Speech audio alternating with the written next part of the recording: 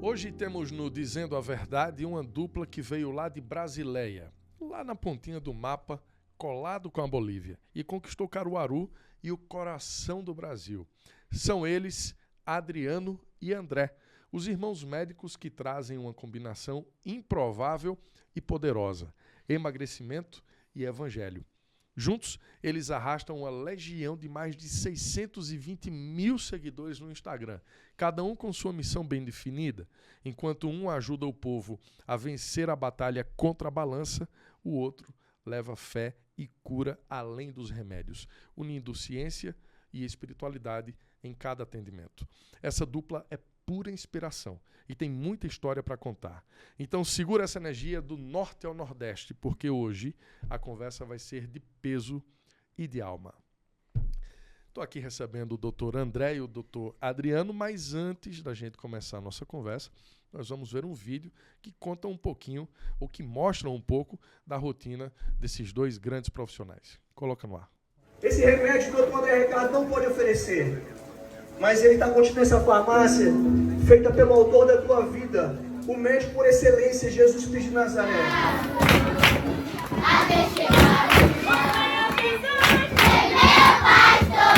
Cuida de você não dorme. Levanta, tem muita gente que te ama.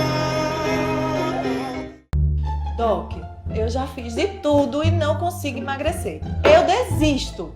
Cara! Tu desiste? Entendi. Tu tá treinando, se alimentando bem. A tua dieta tá em dias. E o sono? Fala pra mim o sono. E aqueles suplementos que eu passei? Tu tá tomando direitinho? Eu vi tu bebendo esse final de semana inteiro. Não desista de você. Procure ajuda. Você é amado. Pense que futuro você quer ter.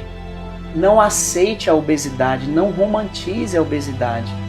Colha os frutos amanhã de escolhas que você faz hoje e seja feliz para sempre. Muito bem, esses são Adriano e André, né, que estão hoje aqui no nosso programa.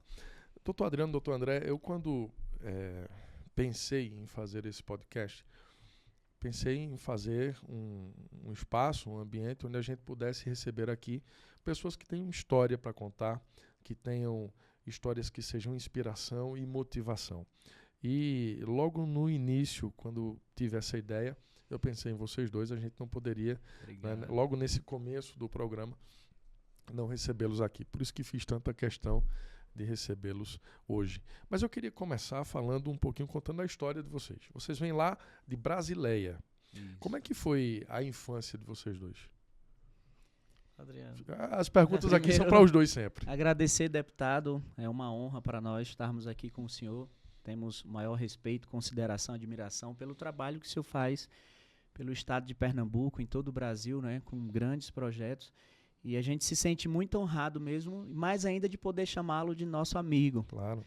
E a honra é minha. A nossa história são de dois matutinhos do interior do Acre, uma cidade pequena, Brasileia, de 30 mil habitantes. Eu conheço Brasileia, eu estive lá quando eu estava ainda trabalhando no SBT, a gente foi fazer uma reportagem lá, ali...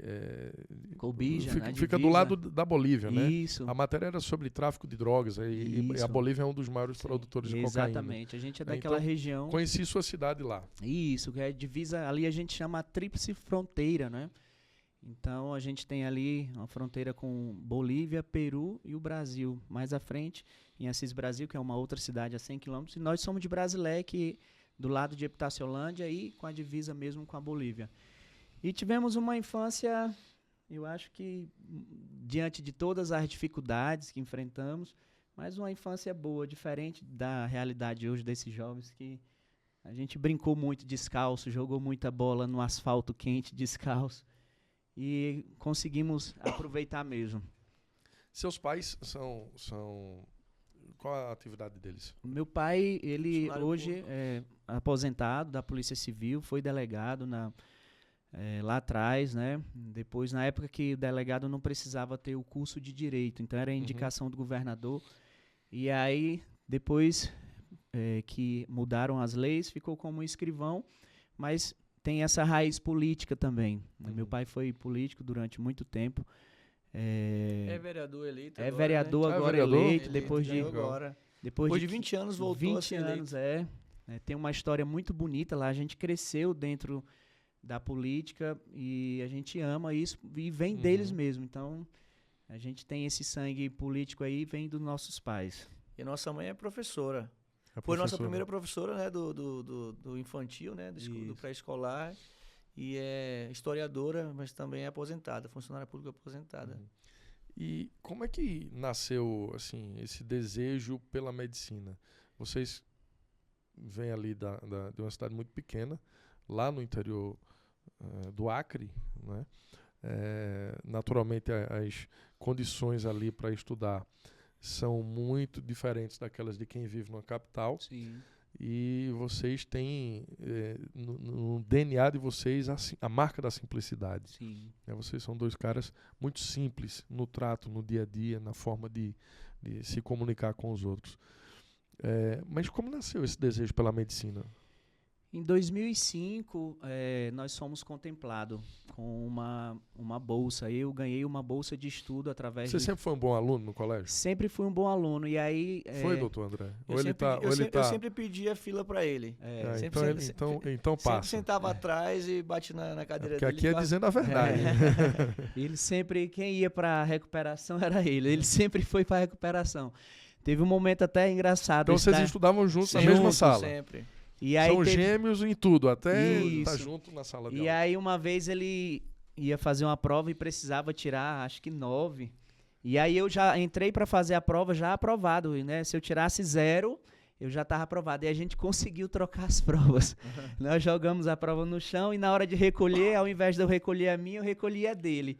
E fiz do 0, porque o rapazinho não tinha estudado. Fiz do 0 e ele conseguiu passar de ano. Mas é engraçado. E em relação à medicina... Agora é engraçado, veja como são as coisas, né? É aquele ditado das aparências enganam. Você acha que o doutor André Tá vendo? era o mais, né? Eu era do fundão, deputado. Eu era do fundão. Era do fundão. E o Adriano era o da frente lá. É porque mais Jesus quietinho. resgatou. Aí viu, inverteu. deputado? Hoje inverteu. Deus Eu era do resgatou aí. fundão, era. E aí a gente, eu e meu irmão somos muito unidos mesmo em tudo, em tudo. E aí quando saiu a bolsa de estudo, para mim eu fui estudar na Bolívia, um intercâmbio cultural que tem Brasil e Bolívia. E aí eu me submeti, né, solicitei essa bolsa e saiu para mim na cidade de Santa Cruz de la Sierra. E do André já saiu para Cochabamba, que é um outro estado na Bolívia. E vocês se inscreveram juntos também Nos nesse... inscrevemos juntos. Já havia o desejo de ser médico. De ser médico. Eu sempre soube que eu queria ser médico. Eu sempre tive... Mas esse era um desejo de vocês ou dos pais de vocês? Não, esse era um desejo meu. Nós temos uma tia, né, irmão? Isso, que que é a foi nossa precursora. Que nossa foi referência, né? A nossa tia Leuda, que foi a primeira médica da família. Ela era a nossa referência. Inclusive, hoje, a nossa tia é a presidente do CRM do estado do Acre. Uhum. E foi a irmã do nosso pai, foi a primeira referência que nós tivemos, assim, como medicina. Então ela foi a assim. inspiração. Isso. Vocês tinham uma médica na família Isso, e sim. se inspiraram nela e fizeram essa inscrição para conseguir uma Sim. bolsa. E conseguimos uma bolsa e, como o senhor diz, diante da nossa realidade, é uma realidade muito escassa, né? Uns meninos... Eu andei de avião com 18 anos, foi quando eu fui estudar medicina. Eu nunca tinha passado da capital do meu estado, que é Rio Branco. Então, eu não conhecia o mundo. Então, imagina um matuto que sai de uma cidade de 30 mil habitantes para uma cidade de 1 milhão de habitantes. Só com um sonho mesmo. Então, eu tinha um entendimento desde sempre que a única forma de mudar a minha realidade, a minha dura realidade escassa que a gente vivia mesmo de pobreza, era estudando. Então, eu fui para um país desconhecido, de uma língua desconhecida e tive que me adaptar porque eu tinha um sonho de vencer. E assim foi. E a gente conseguiu. O André foi para outro estado, que foi em Cochabamba. Depois veio de férias.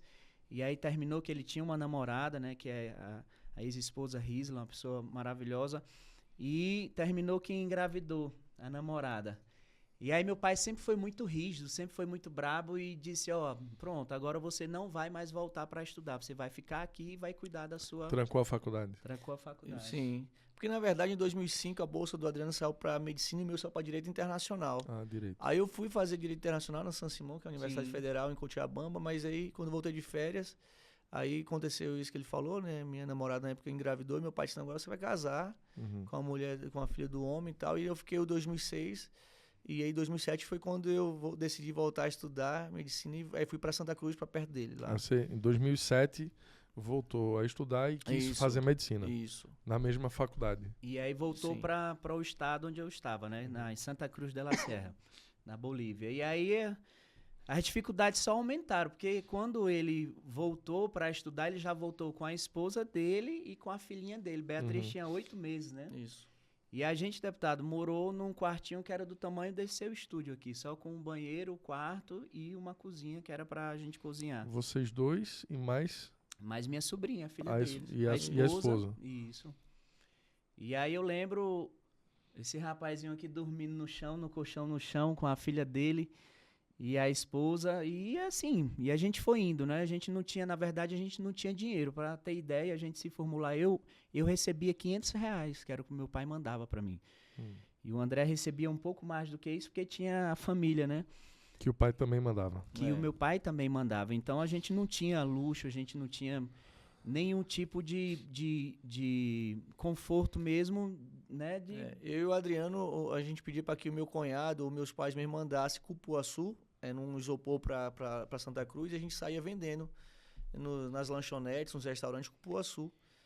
Que a gente queria que os bolivianos conhecessem, né, a fruta do cupuaçu, inclusive conheceram e gostaram muito. Inclusive, a gente é orgulhoso disso porque nós introduzimos o cupuaçu na Bolívia. Santa Cruz. Lá é muito comum por ser uma cidade... O pai de vocês mandava na cupuaçu fronteira. e vocês levavam para lá. Levava para lá e lá é muito comum. Mas davam, vendiam? Vendia Vendia, cupuaçu. Vocês vendiam é, cupuaçu? Era. Lá Lá é muito comum uma cidade tropical, quente, muito quente, Santa Cruz de la Serra, e tem aquelas que eles chamam refresqueira. É como se fosse o caldo de cana aqui. Você para tomar um caldo de cana, comer um lanche, lá é esse suco. E ninguém conhecia cupuaçu, então eu decidi levar e eu fiz o suco, fiz o creme de cupuaçu e levei para essas donas de restaurante, dessas lanchonetes e também no supermercado. E aí gostaram. Eu lembro que no primeiro mês, o meu pai mandou em torno de 100 quilos, eu passei quase 2 meses para vender, porque ninguém conhecia. E aí foi quando eu tive essa estratégia de fazer suco, fazer o creme, e aí eu comecei a vender 100 quilos em 2, 3 dias. Então, a nossa vida começou a melhorar um pouquinho mais, porque a gente já tinha um negócio. O cupuaçu foi que deu uma... Foi Exatamente. Novo Cupuaçu Horizonte. ia sair. E os celulares também, que a gente pegava os celulares. Celulares também, eu sempre vendi muito. Eu tenho... Na minha história, muitas pessoas que nos abençoaram. Tem uma figura de um pastor que chama Joabe. Ele é boliviano, mas era casado com uma brasileira.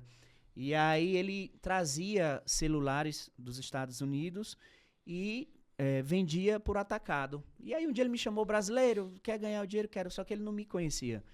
E aí ele disse, eu vou te dar esses celulares aqui para você vender, mas eu vou te dar alguns clientes também. E eu ganhava $1 por cada celular. Então, no final de semana, eu estudava a semana inteira. Na sexta, eu pegava um ônibus à noite e ia para a fronteira já da Bolívia com a Argentina. E passava o dia inteiro vendendo celular. Já não vendia mais cupuaçu? Não vendia, porque já era um negócio paralelo já. Então, o que a gente precisava era ter dinheiro. Já tinha encomenda já de cupuaçu. Vocês não pagavam a faculdade, porque era bolsa. Era bolsa. Mas a faculdade era federal.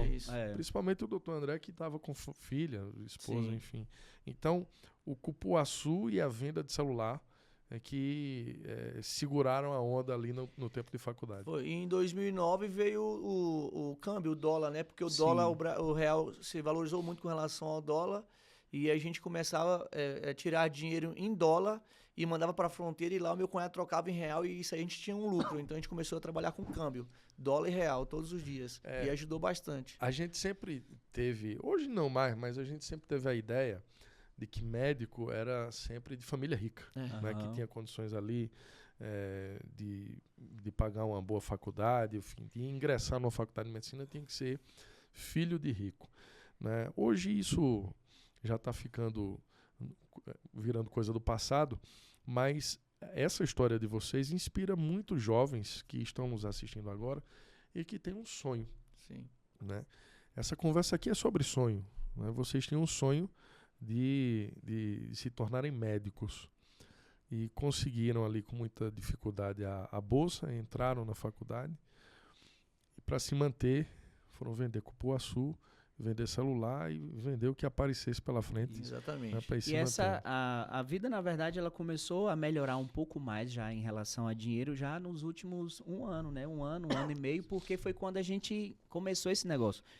Mas os outros 3 anos atrás, quando o André estava no Brasil ainda, né? Que ele tinha ficado, eu mandava aqueles tênis para eles, Nike Shox, que eram uns tênis Nike que tinham uma molazinha. E aí eu mandava, ele vendia... E aí tirava um dinheirinho pra ele, mandava de volta pra mim, e a gente, porque no Brasil era R$700 um tênis desse. Na Bolívia, por conta que não tem imposto, isso e aquilo, a gente comprava por 200. Então eu mandava para a fronteira, ele vendia 2, 3, 4 tênis por encomenda, e aí tirava um dinheirinho pra ele e mandava pra mim. Mas a gente, até conseguir melhorar um pouco mais de vida, a gente passou muitos perrengues mesmo na Bolívia de não ter o que comer mesmo. Houve algum momento em que vocês pensaram em parar o sonho, deixar esse sonho no canto assim e seguir a vida fazendo outra coisa? Diante de tantas dificuldades? Teve, eu tenho muito claro, esse dia que eu pensei em desistir, e aí tu vai fazer eu chorar aqui, meu pai tinha que mandar o dinheiro numa sexta-feira, o salário dele, e nesse dia atrasou, o salário dele atrasou, e já era sexta, e nesse dia eu lembro que eu já comi uma mistura já, um arroz e feijãozinho ali com ovo, e à noite eu já não tinha nada, e aí esse dia eu pensei em desistir de fato, esse dia, porque a gente na casa da gente, por mais que seja o simples, o básico do básico, não falta. E aí de repente eu me vi numa sexta-feira sem dinheiro e sem nada já para comer. E aí eu lembro que enquanto eu chorava, né, e pensando em desistir, eu esfreguei meus olhos e em cima da geladeira minha mãe sempre mandava uma Neston, essas coisas que não tinha lá. E aí tinha uma lata de Neston. E aí nesse dia eu comi Neston com açúcar. Esse dia foi a minha janta, Neston com açúcar. E eu passei o final de semana inventando alguns trabalhos para ir na casa dos meus amigos. Eles diziam, vamos fazer o trabalho, vamos fazer de tarde. Não, rapaz, vamos fazer agora, 10 horas eu tô aí. Mas já era para poder emendar até a hora do almoço para poder o meu amigo me chamar para almoçar, porque era na casa dele. Uhum. E eu tenho essa como muito claro para mim, porque foi a única vez que eu pensei em desistir. E ali eu entendi que eu não podia era desistir, porque se eu queria mudar a minha realidade escassa que eu tinha que continuar. Você viveu um dilema. Queria desistir diante da dificuldade, mas sabia que se desistisse, aquele cenário ia se repetindo. Aquele cenário ia continuar. E eu não queria passar pelo deserto. Eu queria passar pelo processo do deserto. Que eu sempre tive muito claro que aquilo ali era... Você não queria ficar no deserto. Exatamente. Eu sempre tive claro que ali era o processo, era o meu processo. E que eu só mudava a minha realidade se eu continuasse. Então, eu lembro que esse final de semana, na sexta-noite, eu já comi Neston com açúcar. E sábado e domingo inventando trabalho na casa dos amigos, que era para poder almoçar na casa dos amigos. E aí aquilo ali... Até o seu pai mandar. Até na segunda-feira, depois do meio-dia, meu pai já mandou o dinheiro e a gente respirava de novo. Mas imagina você viver aí com 500 conto. Então, é você entrar no restaurante, querer comer uma comida e tu olhar o preço e ver que não dá. E muitas vezes a gente passava na frente das polharias, né, onde vende o frango, que a gente chama de polho. Galeta. E galeta. E eu, o Adriano e a minha família na época, a gente queria comer um inteiro, mas não podia. Então eu pegava metade e dividia para nós, né? Comia eu e a família, e o Adriano comia outro pedacinho. E a gente sempre ficava dividindo, né? O doutor Adriano contou essa história agora aqui do atraso que teve na ajuda do pai. E o senhor pensou em desistir também? Sim. Já tive muitos motivos, né? O Adriano foi um especificamente, mas se eu fosse contar aqui, seriam diversos motivos. Mas eu sempre me conformava no sentido de que Deus sempre me fez ver, enxergar que Ele estava comigo. No dia que não tinha mais nada para comer, alguém batia na porta e entregava uma cesta básica. Conta aquela lá do ovo. Assim, aí eu morava na frente, eu e o Adriano, nós morávamos em frente de uma tendinha. uma mulher vendia lá, né? Uma merceariazinha bem pequena. Mercearia. E aí lá a gente chegava o dinheiro muito contadinho. Então a gente comia carne 5 vezes no mês, depois era ovos, sardinhas e tal. E chegava 15 dias é só de ovo, né? De ovos. E tinha uma tendinha e eu pegava 2 bolivianos e ia comprar ovos e só dava 3 ovos. Exatamente, um para mim, um para a esposa na época e para minha filha. E a senhora falava assim, rapaz, vocês comem ovos demais. Eu falei, não, senhora, é porque a minha esposa faz bolo, faz torta, não sei o quê. E a gente compra ovos para isso. Mas não era, porque nós passávamos a maior parte do mês só tinha aquilo. Só comendo o arrozinho, o feijão e o ovo, sabe? Mas chegou um dia, deputado, de não ter nada. Deus nunca permitiu faltar o leite da menina, mas nós não tínhamos mais nada e de repente alguém chegava na porta e dizia assim, olha, estou viajando e vai ficar muita coisa em casa, tá aqui uma cesta básica para vocês, tá aqui um dinheirinho para vocês, e o Senhor sempre ia mostrando de que Ele estava presente e de que não deixaria nada faltar. Então, eu tinha essa convicção de que se eu voltasse para o Brasil, os 6 anos passariam do mesmo jeito, então eu tinha que decidir, ou passar no Brasil ou passar com a dificuldade na Bolívia, porque passaria também. E nós fizemos isso. E nós já tivemos, por exemplo... Você escolhia onde passar dificuldade, né? Se fosse no Brasil ia passar lá também. Como o senhor bem disse, as pessoas pensam que a gente vem de uma família, né, com dinheiro rica, mas nós já tivemos, eu já tive como mesa, uma caixa de papelão, por exemplo. Né? A nossa mesa era uma caixa de papelão. Nós fizemos a caixa de papelão e sentávamos no chão, ia a marmitinha ali, distribuía a marmita. Já tive, como o Adriano bem disse, passei 2, 3 anos dormindo no chão, num colchão no chão, porque nós não tínhamos cama. Então, isso são os bastidores da nossa vida que muita gente não sabe, mas pode ser expressado através do nosso dia a dia e como nós tratamos as outras pessoas, que, como o senhor bem disse, com muita humildade, com simplicidade, porque nós sabemos a nossa essência. Agora, deixa eu perguntar, onde é que entra Deus nessa história aí? Vocês sempre foram evangélicos? Ou houve um momento ali que teve esse reencontro com Deus? Nós nascemos num lar evangélico, né? Nós fomos apresentados, eu e o Adriano, com 10 dias de vida na Igreja Batista, passamos a nossa vida toda. Nunca se desviaram? Não, estivemos, assim, depois na juventude, né? Éramos crentes por causa dos pais que estavam ali, então... Mas experiência com Deus mesmo, isso começou a vir nessa época. Muitas experiências com Deus. O Adriano teve muitas experiências com Deus na época, né? Em 2007, mais ou menos, né, irmão? Principalmente... na forma que Deus usa as pessoas. Eu lembro que, por a gente ser sempre cristão, então a primeira coisa, a gente chegou numa cidade de 1 milhão de habitantes, não conhecemos ninguém, eu procurei a igreja. E a primeira pessoa que me recebeu na igreja é uma figura chamada Júlio César, que é um grande amigo nosso até hoje. E Júlio César era aquele cara que ele não é rico, mas que tinha um coração rico, um coração disposto em servir. E aí muitas vezes a gente ia para a igreja no domingo com muita fome, e aí Júlio César terminava o culto, vamos sair para jantar. Não, Júlio, a gente não está com fome não, a gente comeu em casa. Né? Na verdade, ele entendia que a gente não tinha dinheiro, a gente não tinha grana. Não, tranquilo, eu vou pagar. E levava a gente para jantar. E uma vez é engraçado, eu já estava terminando o meu internato já para me formar como médico, o André ainda estava no 3º, 4º ano. E aí a gente chegou em casa, eu cheguei em casa, notei que a televisão não estava.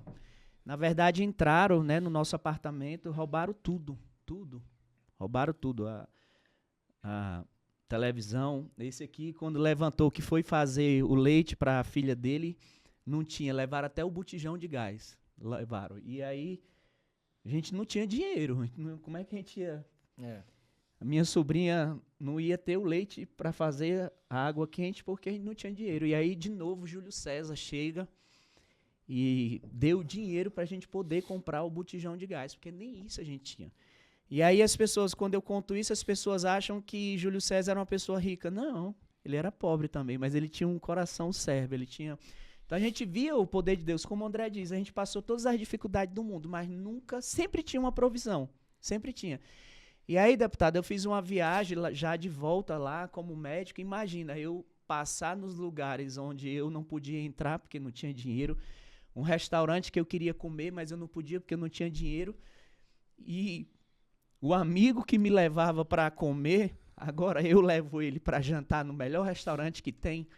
Eu posso ir em qualquer loja que tem. A minha Eu digo isso muito, o meu maior sonho era ter um perfume francês, eu não podia ter.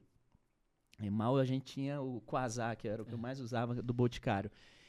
E aí hoje eu poder entrar na loja que eu quiser, comprar o perfume que eu quiser, levar o meu amigo Júlio César para jantar no melhor restaurante, como a gente fez isso. Então, imagina assim, como que a vida é. De repente tu passa um deserto muito grande que machuca, que dói, e de repente tu volta ao teu deserto, mas já vencedor. Consegue entender a sensação que a gente tem de poder... E eu amo aquele país, eu amo a Bolívia, as pessoas, muitos amigos meus têm vergonha de dizer que estudaram na Bolívia. Eu tenho muito orgulho de dizer que eu estudei na Bolívia, na Universidade Federal Autônoma Gabriel René Moreno. É a segunda melhor faculdade do país. E eu me formei lá, com muita dificuldade, mas me formei. Porque eu tinha um sonho. E eu sabia que eu não podia desistir do meu sonho, eu não podia desistir dessa missão. Então, a forma com que a gente se comporta hoje, a forma com que a gente cuida das pessoas, a forma com que a gente acolhe, abençoa, abraça as pessoas, vem desse passado de dor. Vem desse passado de dor. E nós somos, como o Adriano disse, deputado, nós somos muito gratos ao país da Bolívia, porque Bolívia sacia a sede educacional de milhares de brasileiros. Se não fosse a Bolívia, nós não seríamos médicos, porque as condições, como o senhor sabe, não era favorável financeiramente. E milhares de brasileiros vão para a Bolívia ainda até hoje, e saem de lá médicos, né, e vêm para o Brasil e revalidam seus diplomas. E essa frase que estou dizendo para o senhor, de que a Bolívia sacia a sede educacional de milhares de brasileiros, eu falei numa mesa, quando eu era o presidente do Conselho do Estudante lá da Bolívia, isso no Itamaraty, no Rio de Janeiro, estava inclusive esse atual presidente aí, e o ministro das Relações Exteriores, e falei isso lá nessa oportunidade, né, porque realmente, se não fosse a Bolívia... hoje no estado de Pernambuco nós temos, né, centenas de médicos que são formados lá na Bolívia, são formados no Paraguai, e isso é muito importante ressaltar. Agora, para aquele jovem que está ali terminando o colégio agora, terminando o ensino médio e sonha em ser médico, qual é o recado que vocês dão? Ele mora numa família simples, pobre, com muita dificuldade. Ele acha que ser médico está muito distante da realidade dele, mas ouvindo esse relato de vocês aqui, tenho certeza que isso mexe no coração dele. Então, o que vocês diriam para quem nos assiste agora? Filho de pobre pode ser médico? Com certeza, o filho do pobre ele pode ser médico desde que ele tenha muito claro onde que ele quer chegar. Isso a gente tinha muito claro. E não desistir, porque como que a gente muda as coisas fazendo a mesma coisa? Ninguém muda fazendo as mesmas coisas. A gente muda a nossa trajetória, a nossa vida, a nossa realidade, fazendo além do que pode ser feito. A gente muda saindo da zona de conforto. Imagina 2 matutos que saíram de uma cidade de 26 mil habitantes para uma cidade de 1 milhão de habitantes, mas que tinham um desejo, um sonho. Então, tinha uma meta estabelecida. Então, é sair da zona de conforto e é acreditar. Eu acho que o mais importante de tudo isso é a autoconfiança, saber onde que você pode chegar. Eu sempre tive muito claro que eu botava meta. Primeiro, eu me formo. Só que eu me formei num país estrangeiro. Então, eu tinha que me formar e a segunda meta era tirar o meu CRM. Era fazer a prova para poder revalidar o meu diploma. E assim eu fui. E cada vez, deputado, que eu batia uma meta, eu tinha uma outra meta já a conquistar. É como você olhar para o horizonte, ver ali, você chega naquele horizonte, mas aí quando você está ali, você abre uma nova perspectiva de vida, uma nova perspectiva de conquista. Então eu acho que esse é o segredo, é você não se contentar. Tem gente, tem centenas de pessoas que estão vivendo à margem do merecimento porque não descobriram ainda a força que tem. Porque não entenderam que precisam sair da zona de conforto para poder vencer. E aí se submete a viver através de migalhas, ganhando do dia, vivendo para ter só o que comer daquele dia e amanhã tentando lutar um pouco mais. Não, a gente precisa lutar por coisas grandes, pensar grande, viver de forma grande. É assim que a gente faz, é assim que a gente fez. O que eu posso dizer é que um filho de um pobre pode ser, sim, médico e também pode ser deputado federal, como o senhor também hoje é. Isso, como o Adriano disse, você colocar como meta, como um alvo e não olhar para os obstáculos e sim saber que você pode superá-los, isso vai fazer com que você vença, né? Tem um vídeo do senhor na sua rede social, contando a sua história, e aquilo ali me emocionou muito também, que o senhor ia para a faculdade, uma vez pegou um caminhão, um baú de um caminhão, de uma né? loja. Né? Uma loja chamada Pérola. Era uma loja muito conhecida na cidade e naquele dia eu não tinha dinheiro para passagem do ônibus. Eu sempre fui muito polêmico, né? Aliás, na verdade, sempre fui muito verdadeiro. Então eu pegava carona no ônibus dos estudantes. Era na cidade de Jupi. Eu terminava o programa e voltava para a cidade onde eu morava no ônibus dos estudantes. Como eu estava denunciando muito o prefeito, me proibiram de usar o ônibus da prefeitura. Lá então eu tive que pegar carona. E nesse dia foi num caminhão baú, realmente no escuro, num calor. Eu só estava acreditando no motorista, não sabia para onde estava indo, mas ele dizia que ia me deixar em tal lugar e deixou. Foi naquele dia ali que eu resolvi, né, também Continuar. virar a chave da vida, né? Mas enfim, como foi que vocês chegaram em Caruaru? De Brasileia para Caruaru, assim, nada a ver, né? Uma coisa com a outra. Mas como foi isso? Eu cheguei... Por que Caruaru? Na verdade, quando eu me formei, aí eu passei num concurso já, recém-formado, passei um concurso na cidade de São José do Egito, aqui no sertão do Pajeú. Aqui. Isso, próximo a Afogados, Tabira. E aí, meu pai até hoje, ele não entende, quer dizer, já tá mais, ele já consegue entender um pouco mais, porque, deputado, lá, o fato do meu pai ser político, se o senhor chegar lá e perguntar, conhece o doutor André? Não. Conhece o doutor Adriano? Não. Conhece os filhos do Zemar? Os filhos do Zemar. Então, eu queria traçar a minha história. E aí, eu passei nesse concurso, vim, porque eu queria construir a minha história. Né? Talvez seria muito mais fácil se nós estivéssemos lá. As portas são muito abertas para a gente lá. Então, hoje, talvez a gente seria até, sei lá, um secretário de Estado, né, de saúde, mas eu não queria. E aí eu cheguei em 2012, sozinho, sem conhecer. Fez um concurso. Isso. Aqui era do município ou do estado? Era federal, era do governo federal. Do governo federal. Isso. E aí eu fui para lá, e aí sem conhecer ninguém. Cheguei na cidade sem conhecer ninguém. E aí, 2 anos, um ano depois, um ano e meio depois, já o André se formou, não podia atuar ainda como médico, ele, a esposa dele, e vieram morar comigo. Na verdade, eu digo que ele nunca me deixa, né? Onde eu vou, ele vai atrás. A gente tem uma ligação muito forte. E aí, a gente ficou morando mais aí 2 anos, em São José do Egito. Então, eu 3 anos, o André 2 anos, 1 ano e meio. E aí foi quando ele foi... O André foi para São José do Egito só porque você estava lá. Só porque eu estava lá. Saudade, doutor? Tava com saudade do irmão? Saudade. E aí foi morar comigo. A gente nunca se separou, não. Nós São quantos irmãos na família? 4. A gente dormiu junto na mesma cama até os 16 anos, porque a gente dormia separado, mas quando acordava junto. Ou seja, de madrugada ele pulava pra minha cama, eu pulava pra cama dele de madrugada. Então, saudade mesmo. A saudade ele levou pra ver seu irmão em São José do Egito. E por conta disso, da gente dormir junto, deputado, que esse rapaz, ele tinha uma orelha de abano. Parecia desse tamanho, porque ele operou. E ele me culpa, porque eu dormia puxando a orelha dele, aí ele me culpa. Bom, mas voltando, e aí, já em São José do Egito, aí foi quando o André foi fazer a regulamentação do CRM dele. Aí ele foi para Minas Gerais. Aí eu falei, caramba, eu não vou ficar aqui sozinho, porque lembra que eu falei que eu sempre mentalizo horizontes maiores de onde eu tô. E aí eu falei, essa cidade tá me limitando. Aí eu aproveitei que o André ia para Minas, falei, irmão, traz um caminhão aqui, leva tudo que tem aqui em casa. Leva, porque lá ele não ia ter nada e ele também não trabalhava. Então, na época, quem mantinha ele era eu e o meu pai. E aí ele foi para Minas. E aí, eu lembro que voltando de Recife, não conhecia Caruaru.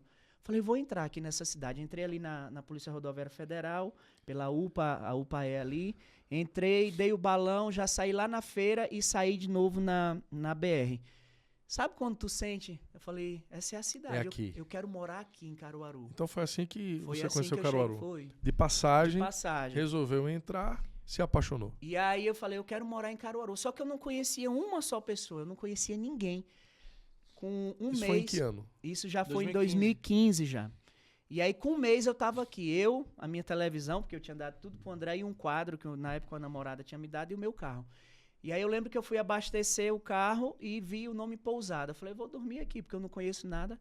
Mas sempre dizendo, Deus, coloca pessoas certas no meu caminho. Coloca pessoas certas. Aí conheci uma corretora de imóvel, Flávia, que já alugou o primeiro apartamento, já me levou numa igreja, a Igreja Batista aqui, já conheci várias pessoas.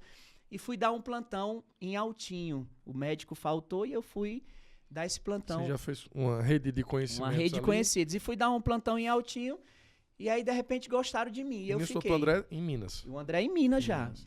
E aí Você não quis ficar lá em São José do Não, Egito sozinho. Não, porque eu achava também que Aí, uma cidade distante. chegou em Caruaru e tal. E aí fez essa rede de conhecimento, foi pra Altinho. Fui dar um plantão em Altinho e já fiquei. Todo mundo gostou de mim e já fiquei. E aí, depois de 5 anos, eu fiquei concursado em Altinho. Fiz um concurso e passei em Altinho. E aí comecei minha história em Caruaru. Fui conhecendo Você pessoas. ficou morando em Caruaru e indo trabalhar em Em Altinho. Aí comecei a trabalhar em Toritama, comecei a trabalhar em Agrestina, rodar como normal, o médico Aham. plantonista roda em várias cidades. E aí já foi quando o André veio de volta 2016. já. 2016 o Você André. Fiz um regulou ano lá em o- Minas o Gerais. CRM lá, ficou Isso. um ano lá. Isso. E voltei em 2016. E aí já voltou o André de novo, já junto comigo, e a gente começou. E aí, deputado, hoje eu sou orgulhoso. Nessa época você já era casado. Já. Então, Na verdade, dá uma ex-esposa, né? é isso. E ela veio Isso. com você. Veio comigo. Entendi. Ficou em Caruaru, se encantou por Caruaru. O doutor Isso. André também chegou depois. Sim.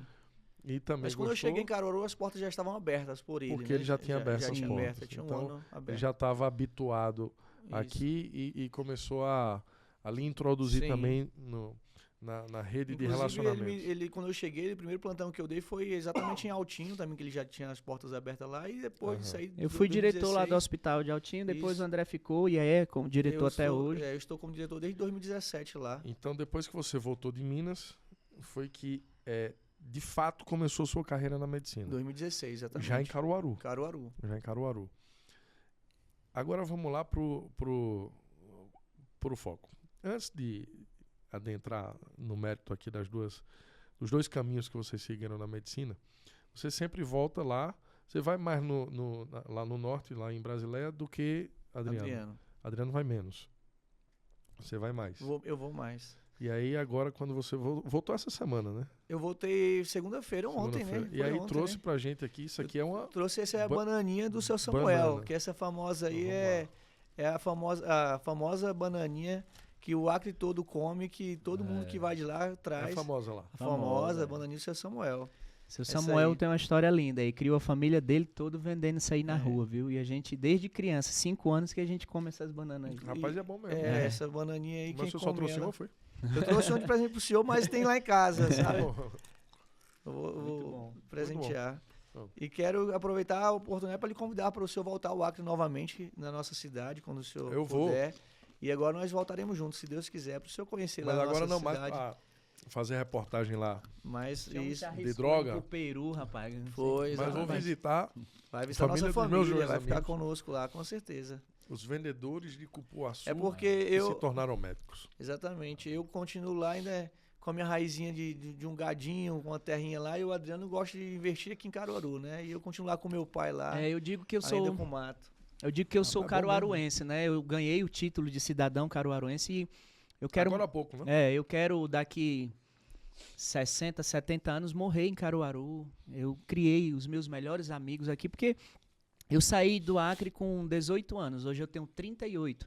Então eu já estou 20 anos fora, eu tenho mais tempo fora do que... Porque E a gente tem, né, uma história muito bonita também, mas tem história de dor lá. Tem muita história de dor.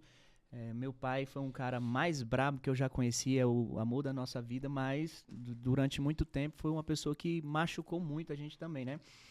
E eu acho que tudo isso é que soma o que machucou nós... como? Então, meu pai muito novo, né, deputado? Com 21 anos já tinha 4 meninos já.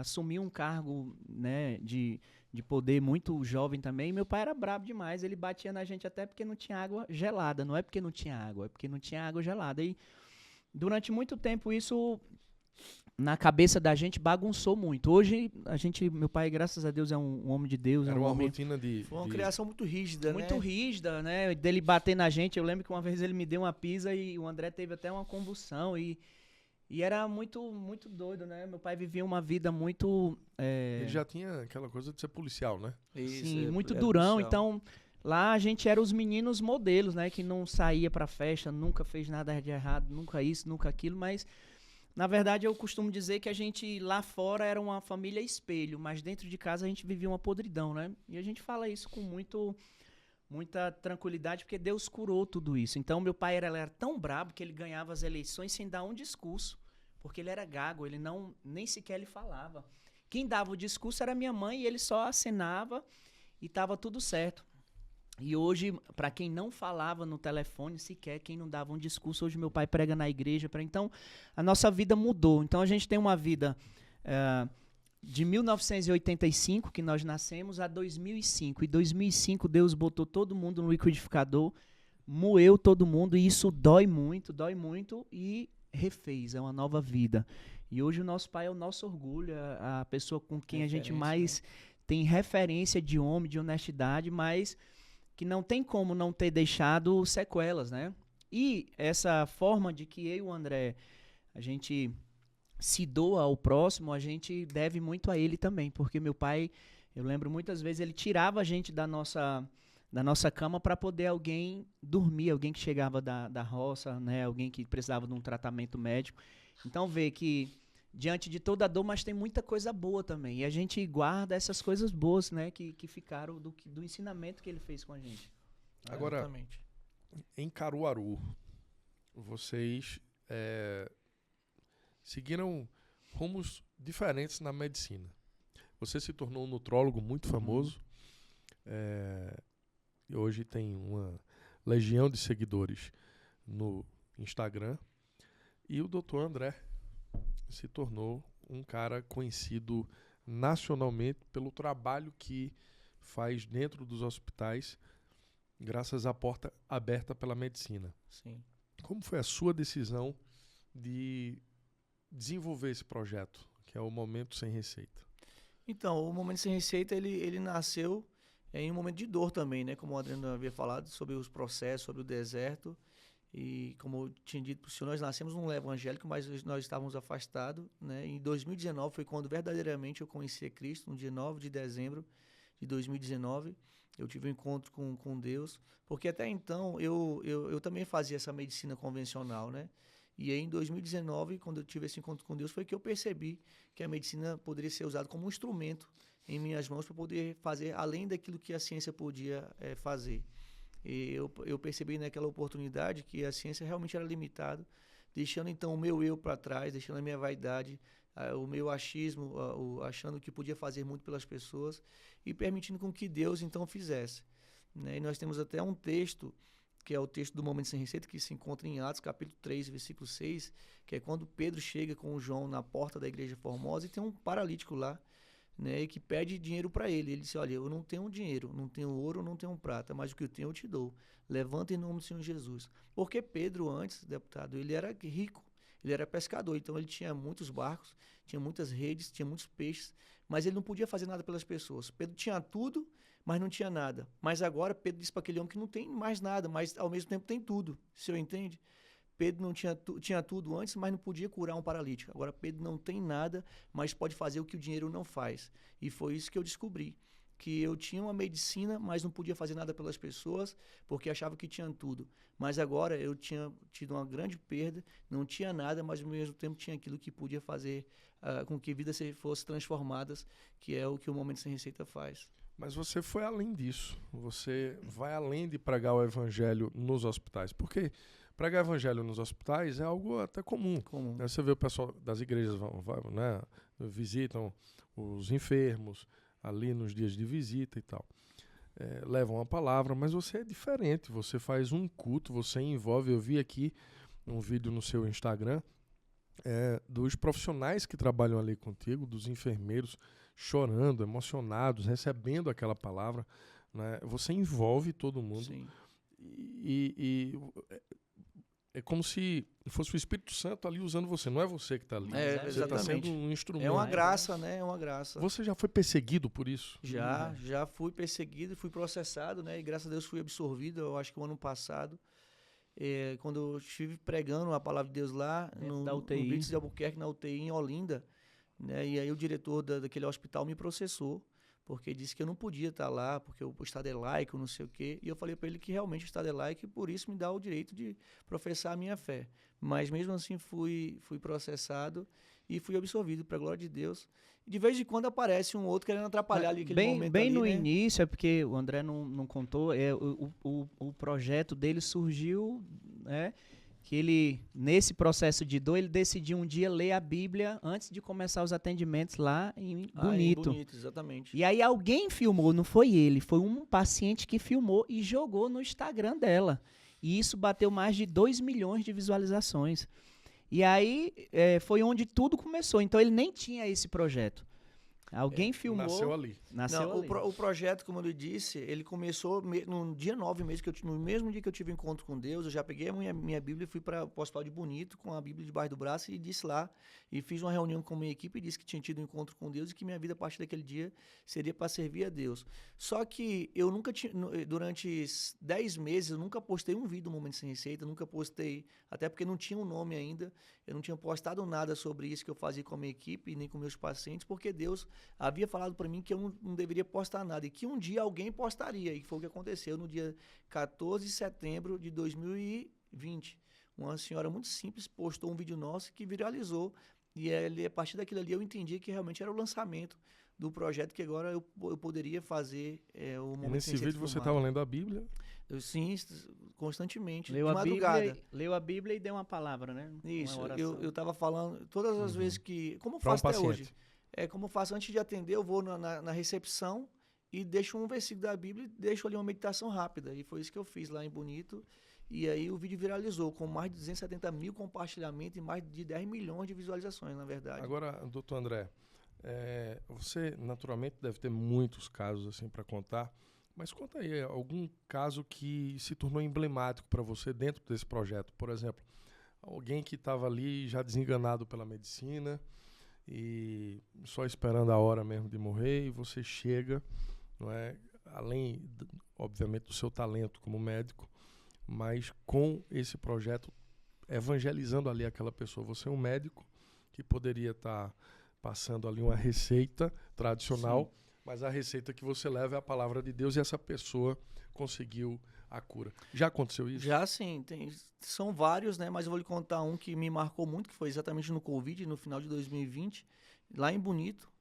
Tinha uma paciente que tinha várias comorbidades, era cardiopata, nefropática, e estava com Covid, chegou lá por volta de 3 horas da tarde e chegou muito cansada.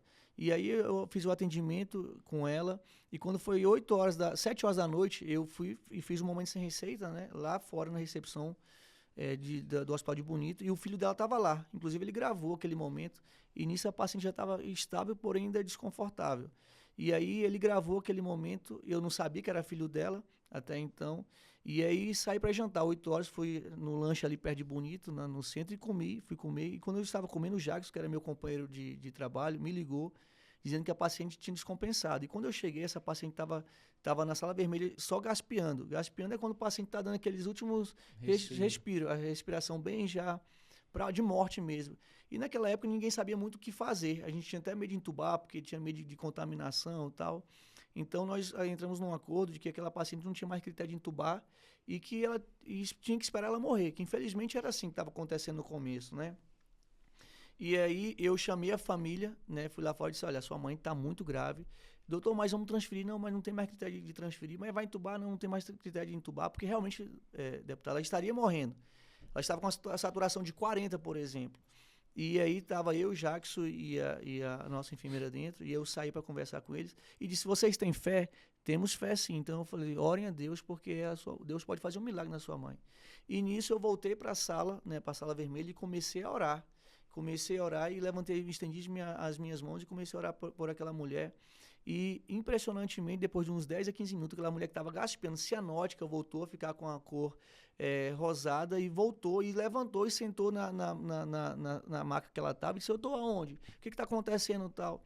E aquilo ali foi uma experiência incrível, porque ninguém acreditava, o Jackson não acreditava, A nossa enfermeira não acreditava, foi verdadeiramente um milagre. A mulher estava com aquela cor pálida de morta e daqui a pouco voltou à vida, entendeu? Consciente, não tinha mais nada. E aí eu fui lá fora, eu comecei a chorar, né? E fui lá fora falar com os amigos, com os filhos dela e falei, vocês oraram? Oramos, doutor. Aí o filho dela falou, doutor, inclusive, quando o senhor fez o Momento Sem Receita, lá, a sua palavra lá fora, o senhor falou algo para mim, para os pacientes, que nós devemos orar, porque Deus cura toda e qualquer enfermidade. E eu peguei aquilo e fui para casa orar. Ele falou, enquanto o senhor saiu para jantar, eu fui para minha casa orar e voltei agora. E eu tenho certeza que Deus vai fazer um milagre na minha mãe. Eu falei assim, olha, Deus não vai fazer, Deus fez um milagre, sua mãe é um milagre. E aquela mulher que nós vimos ela morrendo, hoje está viva lá em Bonito. Né? Então, esse momento foi muito marcante para mim, porque, verdadeiramente, eu nunca vi uma paciente gaspeando, literalmente gaspeando com uma saturação de 40, voltar sozinha, porque ninguém entubou, ninguém fez nada, porque ninguém sabia o que fazer, não tinha o que fazer. E assim, foi algo extraordinário, foi um grande milagre que aconteceu naquele dia. Mas não foi eu, né? Foi o próprio Deus que fez com que isso acontecesse. E aí, para finalizar, eu estava voltando na terça-feira para casa e Deus falou comigo no meu carro, disse assim, tu não prega sobre o médico dos médicos, tu não fala sobre o médico por excelência que faz milagre acontecer, eu te permiti ver um milagre meu, do médico dos médicos. E eu comecei a chorar em Bezerros, cheguei em Caruaru chorando, porque Deus havia falado comigo, confirmando realmente que tinha sido ele que tinha feito aquele milagre. Agora, doutor André, um excelente testemunho. Eu tenho certeza de que essa nossa conversa aqui está fazendo muita gente refletir, né? Quem está em casa nos assistindo, no trabalho, sei lá, em algum momento foi tocada pelo depoimento, pelo testemunho de vocês. Eu ouvi aqui que vocês venderam cupuaçu, que venderam celular, que passaram dificuldades num período ali de faculdade. Você me conta como chega em Caruaru, a sua paixão por Caruaru, enfim, a vida começa a mudar, né? Você foi aprovado num concurso federal, enfim, uma mudança de vida, literalmente. Mas um vídeo no seu perfil no Instagram me chamou muita atenção. Quando você olha para os seus seguidores e diz, compartilha um momento muito pessoal da sua vida e diz que chegou a pensar em tirar a própria vida. Sim. O que foi que aconteceu? Na verdade, como eu falei lá atrás, a gente tem esse passado de dor. Então,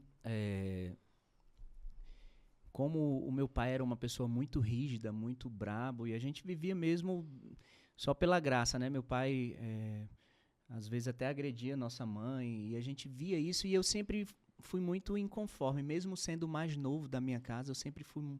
A minha mentalidade era mais avançada, e eu não aceitava esse tipo de coisa. E aí, pensar em tirar minha vida era como pensar em acabar com a minha dor, entendeu? Porque a gente passou, deputado, agora o Setembro Amarelo, e as pessoas elas não se matam porque elas querem morrer. As pessoas se matam porque elas querem aliviar a dor que elas estão sentindo. E eu achava, ali no ímpeto da minha juventude, da minha adolescência, 17, 18 anos, eu achava que a minha dor só acabava se eu tirasse a minha própria vida. E que bom que eu não fiz isso. Por isso que me machuca e me dói tanto ver quando a notícia de que alguém se matou. Recentemente, um empresário em Altinho. E é triste, porque as pessoas elas não querem morrer. As pessoas elas querem ter um apoio, um acolhimento. Elas querem ter um braço para chorar, elas querem ter alguém para desabafar. Elas estão escondendo, na verdade, uma dor num sorriso disfarçado.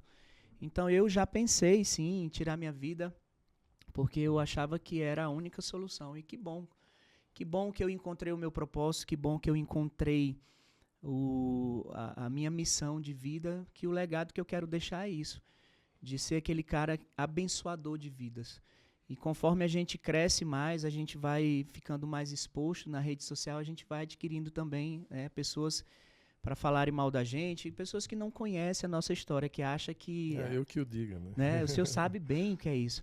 Uma coisa é ser um médicozinho, um plantonista que vai lá, dá o plantão, vai embora. Outra coisa é ser um médico que tem milhares de seguidores e que está ali ativamente na rede social.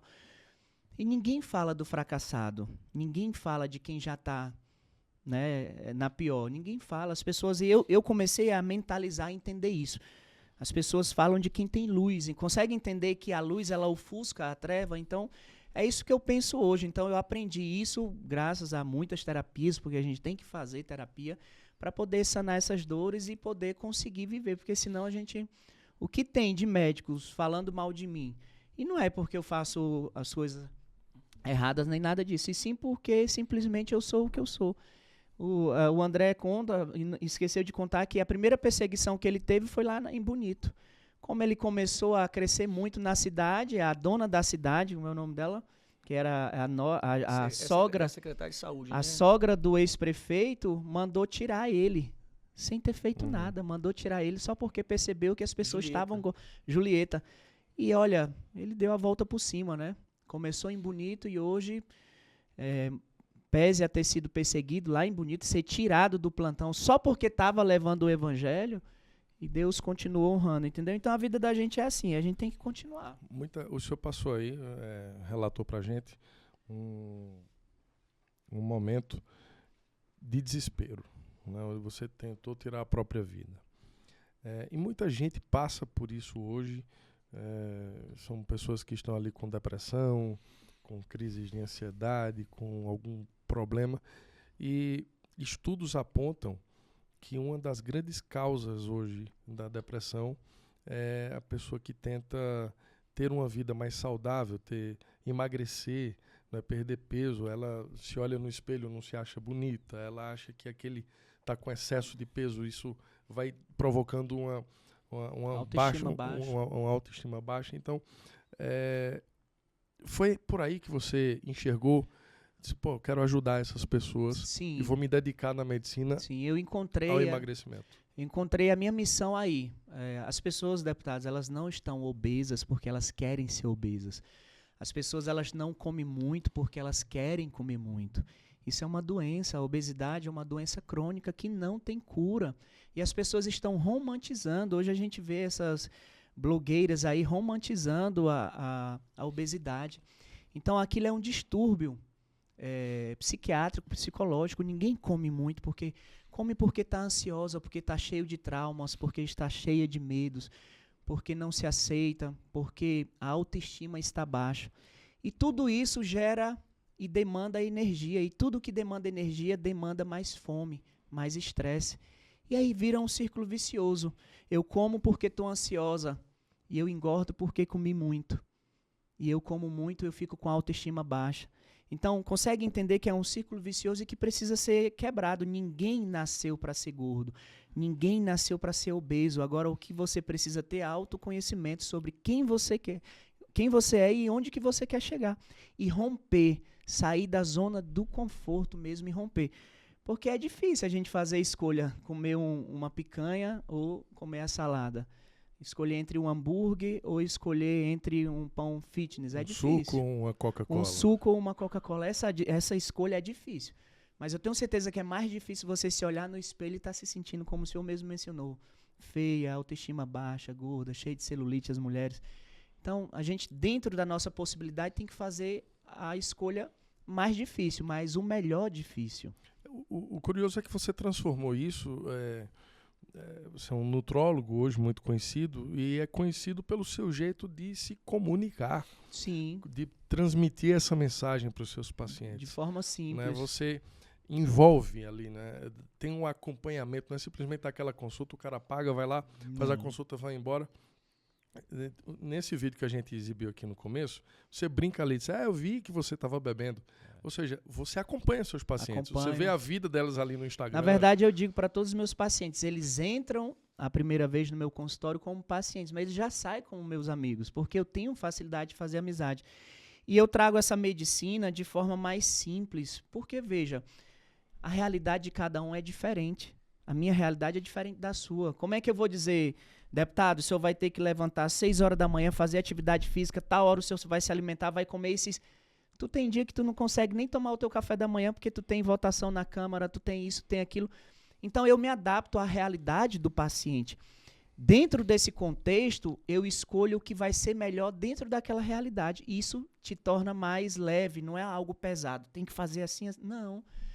Doutor, mas eu posso beber no final de semana? Pode. Quantos finais de semana tu vai beber esse mês? Não, eu quero 2 finais de semana. Para quem estava bebendo de quinta a domingo, beber um sábado, eu já consegui melhorar a vida do cara. Então é isso que eu faço. Não adianta o médico que diz, você vai ter que fazer isso, isso, isso, isso. Gera uma sobrecarga no paciente. Ele não vai aderir. Tendo um bloqueio ali. E ele não vai aderir. Ele sai do consultório sabendo que não vai conseguir. Ele não vai conseguir, porque a realidade é dele, não é minha. E então, aí, contigo é diferente. Você faz ele sair do consultório confiante de que vai conseguir mudar. Ele sai do consultório, aí a pergunta, doutor, mas eu posso... Ele sai do consultório e vai lá pra casa dele em Tamandaré, passar o final de semana com ele lá. Doutor, eu posso comer isso? É Pode. Doutor, eu posso comer aquilo? Pode. Posso beber? Pode. Agora, tu não pode todo dia. Eu sempre digo uma frase que eu digo pro meu paciente. Você pode comer de tudo, mas não tudo. Consegue entender? Entendo. E aí nasceu o Doc Taon. O Doc Taon. Porque o Doc Taon o tempo inteiro. Tá on o tempo todo respondendo meus pacientes. Eu duvido aí, desafio um paciente que me mandou mensagem, eu não respondi. Tem paciente que manda mensagem na madrugada. E se eu acordar para ir ao banheiro e pegar o celular, eu respondo na madrugada. É mesmo? É. Isso demanda muito isso. tempo e briga com a mulher. Isso é um relacionamento Porque intenso, né, com eu o dou o paciente. meu melhor. Por que existe a figura do Doc Taon? Por que existe a figura do médico? Porque tem alguém que compra a minha consulta, tem alguém que compra a minha ideia, tem alguém que reconhece o meu trabalho. Então, não é eu o mais importante é o meu paciente. E é tão difícil, deputado, um médico que você possa ter o número pessoal dele, que você possa falar com ele a hora que precisar numa emergência. E a gente vem de um lugar tão simples, a gente vem de uma simplicidade de vida. Por que agora eu vou mudar? Não, eu quero que o meu paciente tenha o mesmo tratamento que qualquer pessoa mais próxima, um familiar meu, teria, entendeu?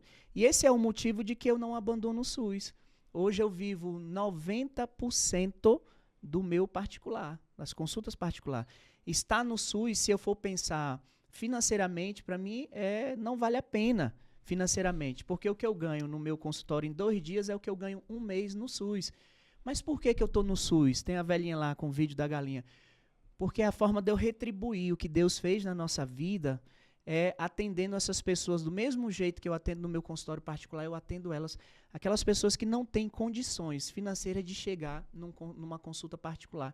E é por isso que eu não abandono o SUS, porque eu estou devolvendo o que Deus fez na minha vida. Você dá plantão ainda? Não dou plantão, mas eu faço um PSF, um ambulatório. Um PSF ambulatório. Lá em Agrechina. E aí ela chegou com a galinha. Ela chegou com a galinha. Para dar de presente porque ela queria agradecer a forma como foi tratada. Ela quis me dar o melhor que ela tinha, né? Que era uma galinha. E por conta daquela galinha eu fui processado, porque o nosso conselho de medicina diz que médico não pode receber presente. Mas olha, quem trabalha no interior é galinha, é feijão, é ovos, é coco, é porco. Ganhei um porco inteiro agora do meu amigo tribunal, Humberto. Entendeu? Então, eu fui processado ali pelo CRM por conta daquilo. Mas fui processado por quê? Consegue entender que eu fui processado? Porque eu sou um médico que tem 150 mil seguidores. Se eu fosse um médicozinho que não tem seguidores, que não aparece, que não tem visibilidade nenhuma, eles nem me processariam, entendeu? Mas é isso, a gente vai vivendo e vai entendendo que o mundo é assim, o mundo é mau. Mas olha, eu queria agradecer aqui a presença de vocês hoje. Foi uma conversa muito franca. Não é? Vocês disseram a verdade aqui sobre a vida de vocês, sobre o passado.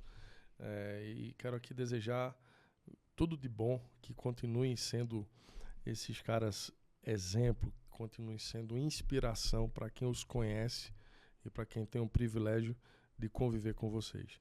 Doutor André, né, com esse projeto que já é conhecido nacionalmente. Aliás, eu esqueci de perguntar, mas o senhor foi a outros países. Eu vi um vídeo aí alimentando uma criancinha ali. Foi lá na África, né? Na Angola, isso. Lá em Angola. Isso. Como foi isso? Você ultrapassou as fronteiras do Brasil? Exatamente. Sempre tive um desejo de poder fazer esse atendimento humanitário. E aí fui convidado pela ONG Atos, né, que é de um casal de pastores. E aí me programei e fui para lá. Foi uma experiência incrível. Conheci um povo lá, conheci 3 mil crianças que se alimentam uma vez por dia. Conheci velhos que nunca comeram 1 quilo de carne, que estão morrendo sem comer um prato de comida digno. E que nós podemos fazer também alguma coisa para aquelas pessoas. Inclusive essa criança que o senhor vê eu alimentando, eu adotei ela.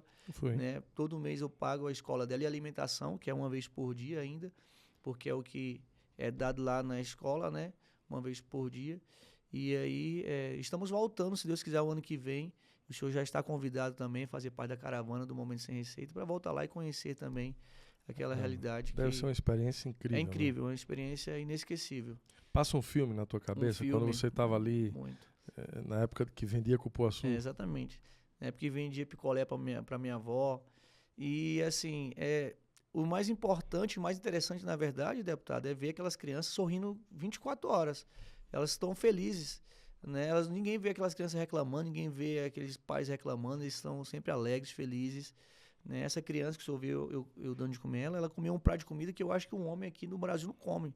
Um prato muito cheio Muita fome, né? de macarrão, assim, que eu falei assim, ela não vai comer, não. E com uma salsicha cortada, todinha picada, e ela comeu todinho, com 2 anos, porque ela já entende que ela precisa comer tudo aquilo para armazenar até o outro dia, sabe? E aquilo ali mexeu muito comigo, e vale muito a pena conhecer aquela realidade, viu?